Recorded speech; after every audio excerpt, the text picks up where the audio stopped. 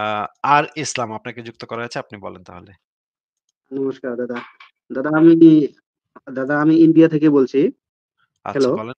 হ্যাঁ, বলেন। আ হ্যাঁ, আমার ভাষায় অল্প দিকদার হবে তো আপনি অল্প অ্যাডজাস্ট করে নিবেন দাদা। ওকে, ঠিক আছে। সমস্যা হ্যাঁ, নেই, বলেন। মানে আমি আগে মাদ্রাসা পড়তাম। তখন থেকে আমার মনের মধ্যে খানিক প্রশ্ন ছিল তো। মানে প্রায় মানে যখন মাদ্রাসার মধ্যে জলসা হয় কিবা-কিবি হয়, খালি একটা আয়াত দিয়ে রেফারেন্স দেয়, "যালিকাল কিতাবু লা রাইবা ফিহ।" এই কথাটা তখনই আমার মনের মধ্যে যুক্তি আসছিল যে, যেকোনো একটা কিতাবের মধ্যে যদি ১ম এ যদি এই আয়াতটা লিখে দেয়, এই আয়াতটার উপরে আমি ভিত্তি করে এই কিতাবটা কেমনে বিশ্বাস করতে পারি? অন্য রেফারেন্স দাও। কিন্তু এটা তো রেফারেন্স হয় না। আমার মানে ধারণা আরকি। কিন্তু হ্যাঁ, হ্যাঁ, আমি তো ঠিক তখন ছোট বলেছেন। হ্যাঁ, ঠিকই কিন্তু আমি বলেছেন। তো তখন ছোট হ্যাঁ, আমি ছোট ছিলাম কিন্তু আমি যে বলবো আমার হুজুরকে, কারণ হুজুররা যে এমন করে ট্রেন করে, বেত মানে এরকম করে নেয়, মানে এই প্রশ্ন করার সাহস কোনো পদ্ধতিই নেই। বুঝছেন দাদা? তারপরে কিছুদিন মাদ্রাসা পড়ে তো বাদে দিলাম। বাদে দেওয়ার পরে কিছুদিন স্কুল পড়লাম। স্কুল পড়ার পরে তো যেমনি হোক ধরেন তখন আমার বয়স হলে ২০ বছরের মতো। আমি কাজ করতে থাকা অবস্থায় ডক্টর জাকির নায়ক যে আছে, ডক্টর জাকির নায়কের মানে যখন মোবাইলের মধ্যে ইন্টারনেট চালু হইলো, তখন মানে জাকির নায়কের সভা শুনি বিরাট ভালো লাগলো আরকি। সব কথার রেফারেন্স পাওয়া যায়। আরো মানে যেহেতু খানিক মাদ্রাসা পড়ছি, পড়ার জন্য সবগুলা আমি হয়তো প্লে স্টোর থেকে, কোরআনে থেকে যেইগুলো ডাউনলোড করা যায়, ডাউনলোড করে বাংলা দিয়ে যেগুলা রেফারেন্স থাকে মিলায়া দেখি সত্য বলে। খুব ভালো লাগলো। দাদা। ভালো লাগার পরে আমি ডক্টর জাকির নায়ক বলে, "নাহ, বাকি যেগুলা মানে মাদ্রাসার মৌলানারা সেগুলো একদম বাদ, সেগুলো একদম মিথ্যা কথা বলে, একটা আয়াত বলে যা কিছু মনে আসে তা বলে দেয়, তার কথা আর মানা যাবে না। খালি ডক্টর জাকির নায়ক ছাড়া আর কেউ ভালো মানুষ না।" আমি মনে ভাবছি আরকি। তখন ১ জন ২ জন মানে আমার আমাদের এই দিকের মানে মৌলানাগুলো বলছি যে, "জাকির নায়ক সত্য কথা বলতেছে" এরকম কথা আরকি। ওরা তখন বলে, "জাকির নায়ক তো ইহুদির দালাল। ও কি বোঝে?" বিরাট সমস্যা। আমাকে মানে নিয়ে অল্প হাসাহাসি করত। তারপরে কিছুদিন পরে আরো ২-৪ বছর যাওয়ার পরে ওই মৌলানা গিলা ডক্টর জাকির নায়কের মানে কিবা কয় ছাত্র হয়ে গেল আরকি। বুঝছেন দাদা?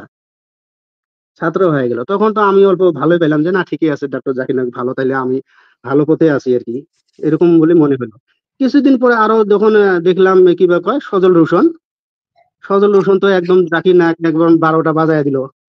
যে ওর তো হাদিসের দোকান খুইলা নিয়ে বইসা আছে। যেইখানে নাকি কোন সমাধা আসবে না, কিছু আসবে না। তখন আবার ডক্টর জাকির নায়ককে বাদ দিয়ে দিলাম একবারে। যাই ডক্টর জাকির নায়ক ভালো না। সদর হোসেন যেগুলা কথা কোরআনের একটা ধরেন ৫ মিনিটে কথা বলতে কমসে কম ২ টা ৩ টা কোরআনের আয়াত দিয়ে রেফারেন্স দেয়। সেগুলো তো আমি পড়তেও পারি, আরো বাংলা দিয়ে তো আমি বুঝতেও পারি।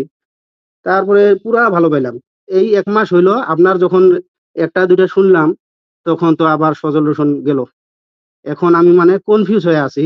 আপনাকে মানে ওইরকম তো আমি আর কেমনে প্রশ্ন করব আমার তো জানাও নাই। একটা আরকি আমার নিজের থেকে আমি আরকি একটা আপনাকে প্রশ্ন করি যে, আবার হয়তো ২ মাস ১ বছর পরে তো আবার কেউ তো আসবে না যে এই যে আসিফ ভাই বাদ দেয়, আসিফ ভাই থেকে আরো বেলেগ বলতেছে। এরকম আরকি কোরআনের মধ্যে হয়তো আপনি আজকে যেগুলা আয়াত রেফারেন্স দিয়ে আছেন আপনি, কিন্তু সজল হোসেন তো কোরআনের সেইগুলা আয়াত তো কোরআনের মধ্যেই আছে কিন্তু রেফারেন্স দেয় নাই। আর আমারও তো ওইরকম সময় নাই বা অত ইচ্ছাও ছিল না যে কোরআন ফার্স্ট ওগুলা জেনে বুঝে পড়বো, বুঝবো। সেইজন্য আমার হয়তো ডক্টর এজন্য জাকির নায়কের এজন্য আ কাছে আ থেকে হুম, ইসলাম ভাই এজন্য আমরা যেটা বলি সেটা হচ্ছে যে কোন ব্যক্তির হুম, উপরে আ তার যুক্তি সেটা কিছু হুম। নির্ভর করে না। ব্যক্তি এখানে কোনো গুরুত্বপূর্ণ ব্যাপার না। সে হ্যাঁ, যেই হ্যাঁ। রেফারেন্সটা দিচ্ছে সে যে রেফারেন্সটা হুম, দিচ্ছে, সেই হুম, রেফারেন্সটা হুম, যদি সঠিক হয়, সে তার যুক্তিটা যদি সঠিক হয়, তাইলে সেটা কলিমুদ্দিন দিলেও সঠিক। হুম, হুম, হুম, আবার হুম। মনে করেন মানে সারা পৃথিবীর সবচেয়ে ক্ষমতাধর ব্যক্তি দিলেও সঠিক। আর যে হ্যাঁ, যুক্তিটা হ্যাঁ, দিচ্ছে সেই যুক্তিটা যদি ভুল হয় সেটা জাকির নায়েক দিলেও ভুল, সেটা আসিফ মঈনুদ্দিন দিলেও ভুল। এই কারণে হ্যাঁ, হ্যাঁ। কিন্তু ব্যক্তির উপরে কখনোই নির্ভরশীল হওয়া যাবে না। এইটা আমরা হ্যাঁ, সবসময় বলি। এটাকে বলা হয় ভক্তিবাদ। হ্যাঁ? একজন হ্যাঁ, ব্যক্তির চরিত্রে মুগ্ধ হয়ে, ব্যক্তির বাচনভঙ্গিতে মুগ্ধ হয়ে বা ব্যক্তির সাথে ব্যক্তিত্বে মুগ্ধ হয়ে আপনি ভাবলেন, ওয়াও! এই ব্যক্তি তো খুবই ভালো কথা এই ব্যক্তি তো অনেক সুন্দর করে কথা বলে, এই ব্যক্তির আমি ভাল লাগছে, হ্যাঁ? এই হ্যাঁ, হ্যাঁ, ভক্তগিরি, এই পীর ফকিরের মতো পীরের মতো একটা মানুষকে করা, এইগুলা থেকে সম্পূর্ণ দূরে থাকতে হবে। এগুলা সম্পূর্ণ বর্জন করতে হবে। কোন ব্যক্তি এখানে কোন গুরুত্বপূর্ণ বিষয় না। বিষয়টা হচ্ছে সে হুম, যেই রেফারেন্সটা দিচ্ছে সেটা আপনি নিজে হ্যাঁ, যাচাই হ্যাঁ, হ্যাঁ, করবেন। যাচাই করে হুম, বিচার বিবেচনা করবেন। বিচার বিবেচনা করে তারপরে সিদ্ধান্ত নিবেন। এইখানে কোনো হ্যাঁ, হ্যাঁ, ব্যক্তির কোনো গুরুত্বই আসলে নাই। আসিফ মহিউদ্দিনের কোনো গুরুত্বই এখানে নাই। আমি যেই রেফারেন্সটা দিচ্ছি, সেই রেফারেন্সটা আপনি নিজে যাচাই করে দেখে চিন্তা করবেন যে এটা কতটুকু যুক্তিসঙ্গত। যদি যুক্তিসঙ্গত হ্যাঁ, হয় তাহলে সেই যুক্তিটাকে গ্রহণ করবেন। আসিফ মহিউদ্দিনকে কখনো গ্রহণ করবেন না। আসিফ মহিউদ্দিনের ভিতরে ভালো জিনিস থাকতে পারে, খারাপ জিনিস থাকতে পারে, অনেক নোংরা জিনিসও থাকতে পারে। তা দিয়ে ভাই সেটা হুম, আসিফ মহিউদ্দিনের সমস্যা। হুম। কিন্তু যখন দাদা মানে যুক্তিটা দিচ্ছি এই হুম, হুম, যখন যুক্তিটা দিচ্ছি, যখন সেই রেফারেন্সটা দিচ্ছি, সেই যুক্তিটা যখন সঠিক হবে, তখন আপনার হুম, সেই যুক্তিটাতেই মানতে হবে। আপনার হুম, জরুরি দরকার হচ্ছে সেই যুক্তিটা বোঝা, দলিলটা বোঝা এবং সেই অনুসারে হুম, নিজের মাথাকে খাটানো। এখানে হুম, কোন দাদা ব্যক্তির ২ পয়সার কোন মূল্য নাই। বলেন। ঠিক আছে, ঠিক আছে দাদা মানে আমি যখন ডক্টর জাকির নায়কের কাছে শুনছিলাম, সেও বলছিল যে কোরআন হাদিসে আপনি যেটা দেখবেন সেটাই মানবেন। ডক্টর জাকির নায়ক 0 এরকম করে বহুত মানে ওর মানে বয়ানের মধ্যে আমি শুনছি, হ্যাঁ? সেম কথা আবার এই যে কি বা কয় সজল হোসেনের কাছে শুনলাম, সেম কথা আপনার কাছেও শুনলাম। আমার প্রশ্নটা হচ্ছে কি, একে কোরআনের থেকে ডক্টর জাকির নায়কও বলতো, সজল হোসেনও বলতো, আপনিও বলছেন। কিন্তু আমি সবগুলা প্রমাণও না, না করছি, সব এক কথা রেফারেন্স গুলো সেম নিজেও কথা দেখছি। সেম কথা আমি বলি নাই। তাদের মতো সেম কথা আমি বলি নাই। আমি বলি নাই না কোরআন হাদিসে সেম যেটা বলি বলা নাই। আছে সেটা আমি বলি নাই হ্যাঁ, যে আমি কোরআন সেম হাদিসে বলি যেটা নাই। বলা আছে সেটাই সঠিক হবে। সেটা আমি বলি নাই। আমি হ্যাঁ, বলেছি হ্যাঁ। হয়তো জাকির হুম, নায়েক আপনাকে বলেছে কোরআন হাদিসে যা আছে সেটাই সঠিক। জাকির নায়েক কিছু হ্যাঁ, না। হ্যাঁ, সজল হ্যাঁ, হ্যাঁ, হ্যাঁ, রৌশন সে হয়তো আপনাকে বলছে কোরআনে যেটা লেখা আছে সেটাই সঠিক। আর আমি আপনাকে হ্যাঁ, হ্যাঁ, বলেছি আপনারটা ভিন্ন, আপনারটা আমি ভিন্ন। হ্যাঁ, বলেছি আমি বুঝছি। যেটা হ্যাঁ, হ্যাঁ, যুক্তিসঙ্গত, যেটার সপক্ষে হ্যাঁ, প্রমাণ আছে, যেটা হ্যাঁ, হ্যাঁ, হ্যাঁ। যৌক্তিক এবং হুম, যুক্তিবাদ হুম, কি জিনিস সেই জিনিসটাও যখন আপনি হুম, হুম, বুঝবেন তখন আপনি আইডেন্টিফাই করতে পারবেন কোনটার সপক্ষে প্রমাণ আছে, কোনটার সপক্ষে হুম, যুক্তি আছে। তখন আপনি সেই হুম, যুক্তি এবং যুক্তি, তথ্য, প্রমাণ এই ৩ টাই হচ্ছে আমাদের সত্য নির্ণয়ের একমাত্র চাবি। হ্যাঁ, যুক্তি, হ্যাঁ, হ্যাঁ, তথ্য, প্রমাণ। এই ৩ টা দিয়ে আমরা সত্য নির্ণয় করি। কোন কোরআন, বাইবেল, গীতা, ফিতা, মিতা, চিতা এগুলা দিয়ে সত্য নির্ণয় হয় না। এগুলা হচ্ছে যে যেই পরিবারে ঘটনাচক্রে জন্মাইছে সে সেই ধর্মটারে অন্ধবিশ্বাস করে। এরা সবাই অন্ধবিশ্বাসী। আপনাদের হুম, যেটা করতে হবে নিরপেক্ষ জায়গাতে গিয়ে নিরপেক্ষ মন নিয়ে কোন ধরনের হুম, biasness মনের ভিতরে না রেখে, হুম, কোন হুম, হুম, পক্ষপাতিত্ব যেমন কোরআনের প্রতি হুম, আমি কোরআনের উপরে একটু পক্ষপাতিত্ব করলাম, হ্যাঁ? বা আমি বাইবেলের হুম, উপরে একটু পক্ষপাতিত্ব। এই ধরনের সমস্ত হুম, পক্ষপাতিত্ব থেকে দূরে গিয়ে হুম, নিরপেক্ষভাবে অবজেক্টিভলি সেই জিনিসগুলাকে যাচাই করে দেখলেই একজন মানুষ সত্যে পৌঁছাইতে পারে। এছাড়া মানুষের ভিতরে হ্যাঁ, যদি বায়াসনেস থাকে, পক্ষপাত থাকে, হুম, হুম, কোন একটা বিশেষ হুম, ধর্ম বা কোন একটা বিশেষ গ্রন্থের প্রতি যদি অন্ধবিশ্বাস থাকে, হুম, তাহলে হুম, সে কখনো সত্য নির্ণয় তো অনেক দূরের দূরের কথা, সে কখনো নিজে হুম, কি সেটাই বুঝতে পারবে না। এবার বলেন। হুম। আপনি কোরআনের ২-৩ টা আয়াতে আপনি রেফারেন্স দিছিলেন। আলাগ বিষয় আরকি বেলেগ। যেরকম গনিমতের মাল নেওয়া, তা বাদ দিয়ে আরো মোহাম্মদের বিষয়ে কিবা-কিবি দিছিলেন। ওইগুলো বস্তু অ্যাকচুয়ালি মানবীয় না আরকি, হ্যাঁ? কিন্তু সেইগুলো আয়াত আগে কখনো আ সজল হোসেন কিন্তু বলে নাই। শুধুমাত্র আপনার কাছে থেকে এই আয়াতগুলো শুনছি। শোনার পরে আমি নিজে দেখছি। দেখার পরে আমার বিশ্বাস হইছে। তখন আমি বুঝা পাইলাম না কথাগুলা সত্য আরকি। ঠিক হ্যালো? আছে, আপনাকে আমি একটা আয়াত হুম। দেখাই। আপনি একটু এই আয়াতটা একটু পড়েন তো ভাই। তিনি আকাশ থেকে পানি বর্ষণ করেছেন, অতঃপর আমি এর দ্বারা সর্বপ্রকার উদ্ভিদ উৎপন্ন করেছি। অতঃপর আমি এ থেকে সবুজ সবুজ ফসল নির্গত করেছি, যা থেকে যুগ্ম যুগ্ম বীজ উৎপন্ন করি। আচ্ছা হইছে। খেজুরের হ্যাঁ, এবার হ্যাঁ। আপনি বলেন তো এখানে তিনি এই তিনিটা কি আর আমি এই আমিটা কে? এটা একটু বোঝান তো আমারে। আমি এ থেকে সবুজ নির্গত করেছি। তিনি আকাশ থেকে। এটা তো ২ জন হয়ে গেল আ কিন্তু এখানে। কিন্তু ২ ৩ জন জন বেলেগ হ্যাঁ, ২ জন তি হয়ে গেল কথা ঠিক ৩ টা আছে। বেলেগ কিন্তু হয়ে গেল, আমিটা আরো বেলেগ হয়ে গেল। হুম। এখানে তিনিও আল্লাহ, আমিও আল্লাহ নাকি? হ্যাঁ, হ্যাঁ, এখানে তো ওই ভুলে হয়ে গেল। ২ টা ২ ধরনের হয়ে গেল। তাইলে একই সেন্টেন্সের ভিতরে তিনি আবার আমি এটা কি হইতে পারে? এটা কি কোন গ্রামার হইতে পারে? এটা দুনিয়ার কোন দেশের গ্রামার কি এরকম হইতে পারে? যে না, একই না, এরকম সেন্টেন্সের হতে ভিতরে পারে না। এক জায়গায় কইতেছে তিনি, আরেক জায়গায় কইতেছে আমি। তাইলে তো এটা ২ টা হুম, হুম, লোক হয়ে গেল, তাই না? একই হ্যাঁ, সেন্টেন্সের ভিতরে যদি তিনি আর আমি থাকে, তাহলে তো এটা ২ টা হুম, ব্যক্তি হয়ে যায়, তাই না? হ্যাঁ, হ্যাঁ, হ্যাঁ। আর কি তাইলে ব্যাপার, এটা কি কোরআনের আয়াত না দাদা? হ্যাঁ, এটা কোরআনের সূরা নম্বর ৬ এর ৯৯ নম্বর আয়াত।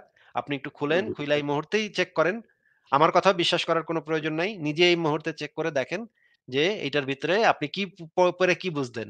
তিনি আকাশ থেকে পানি বর্ষণ করেছেন, অতঃপর আমি এর দ্বারা সর্বপ্রকার উদ্ভিদ উৎপন্ন করেছি। অতঃপর আমি হ্যাঁ, এ থেকে সবুজ ফসল নির্গত করেছি, যা থেকে যুগ্ম বীজ উৎপন্ন করি। হুম, একদম টোটাল গ্রামাটিক্যাল মিস্টেক। হুম। পৃথিবীর যেকোনো স্কুলে এই সেন্টেন্স, এই বাক্য এখন কেউ মানে যদি একই ব্যক্তিকে নির্দেশ করে, তাইলে কানে ধইরা এটারে শূন্য দিয়ে দিবে। হুম? হুম, এই আল্লাহ পাক সে এই ভুল না কইরা এটা এটা মুখস্থ ঠিক কইরা দাদা। রাখছে।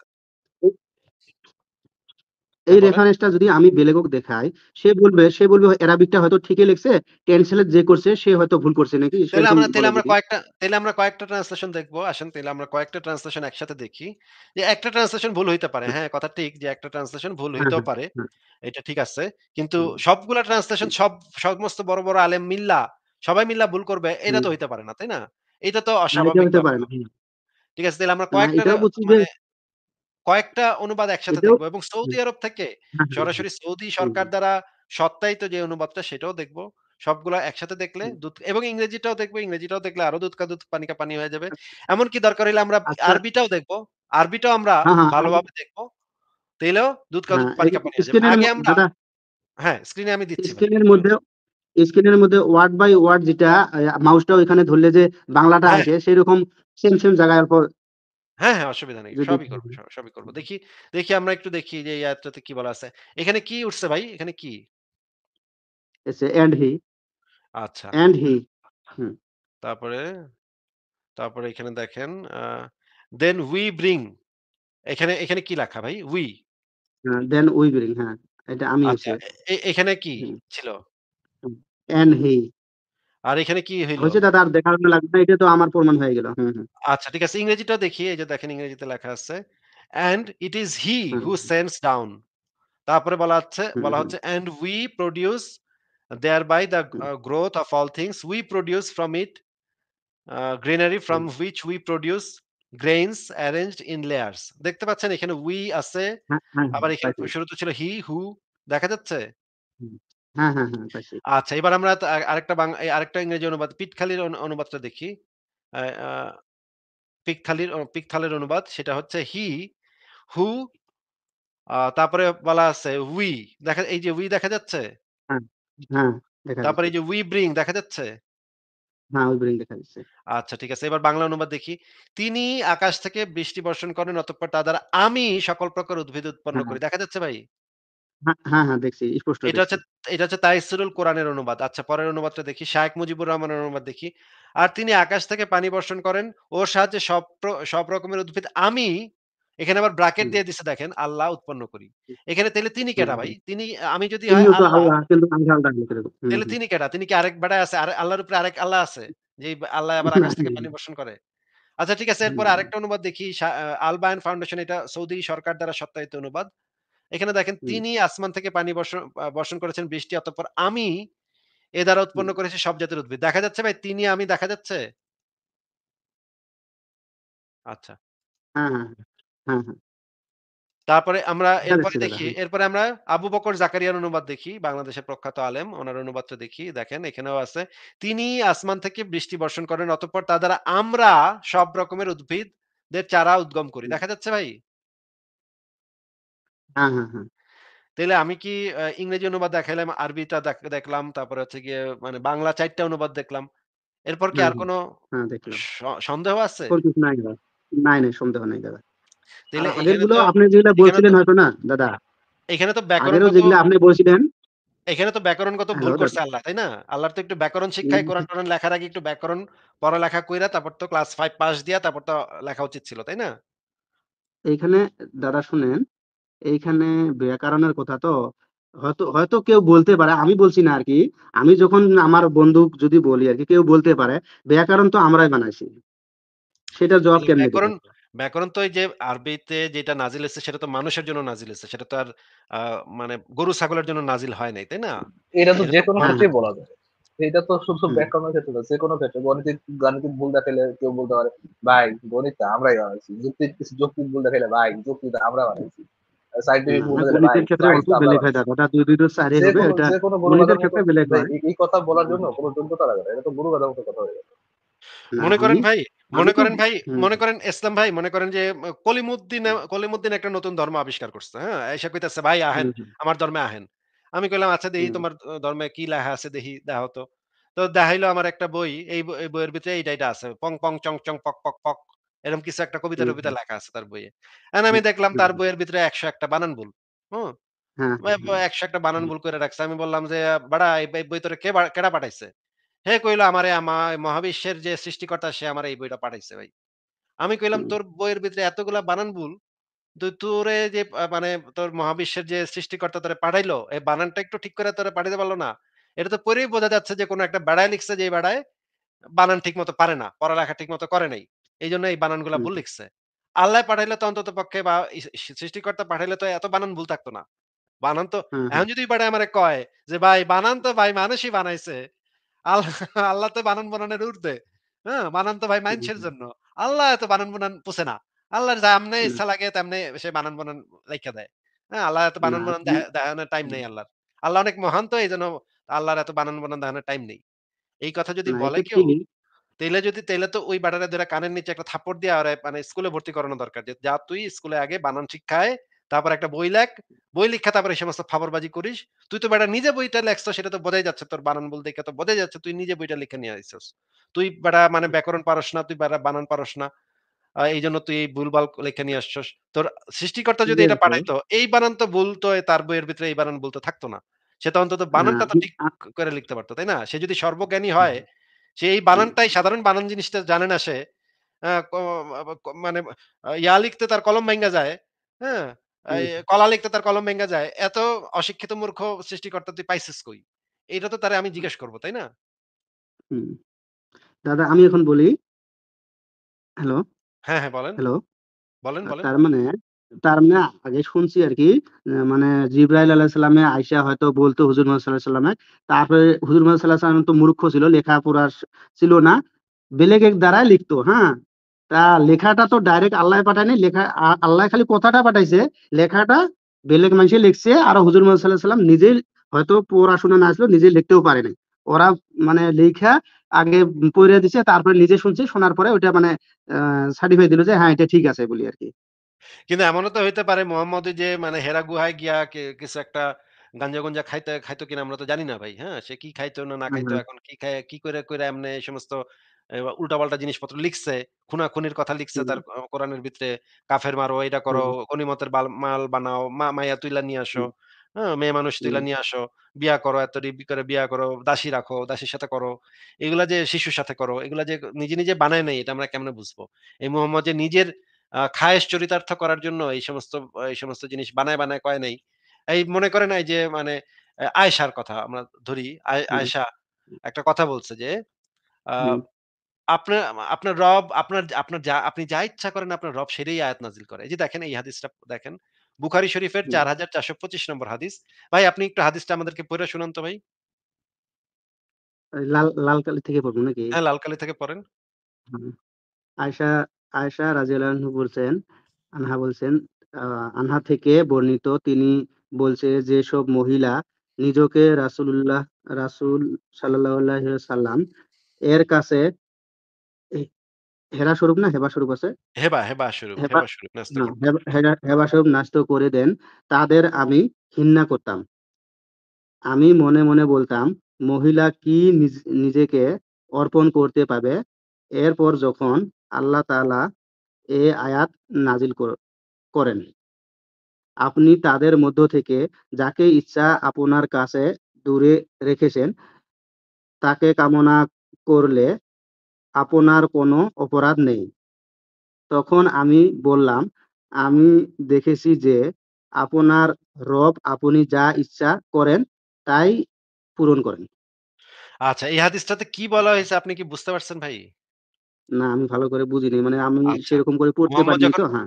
মুহাম্মদ যখন মদিনায় আসছে তখন কিছু মহিলা আইসা নিজেকে হুম, মুহাম্মদের কাছে সমর্পণ করত। যে আমারে হুম, মানে ইসের টাকা দেওয়ান লাগবে না, দেনমোহরের টাকা দেওয়ান লাগবে না। আসেন আমারে বউ হিসেবে নিয়ে নেন আপনি বা আমার সাথে করেন। হ্যাঁ? হুম, বর্তমান তখন মহিলা প্রেসিডেন্ট গুলো যেরকম ওরকম আরকি। হ্যাঁ, মেয়েরা এসে তারে মানে বলত যে আমি আপনারে আমারে দিয়ে দিলাম আমারে। আমারে নিজেরে হুম, অর্পণ করে দিলাম। আমার সাথে চলেন আপনারা আমান করি। এভাবে হুম, কিছু মেয়ে এসে মুহাম্মদরে বলত। মুহাম্মদও তাদের মধ্য থেকে যারে ভাল লাগতো তার সাথে করত। হুম?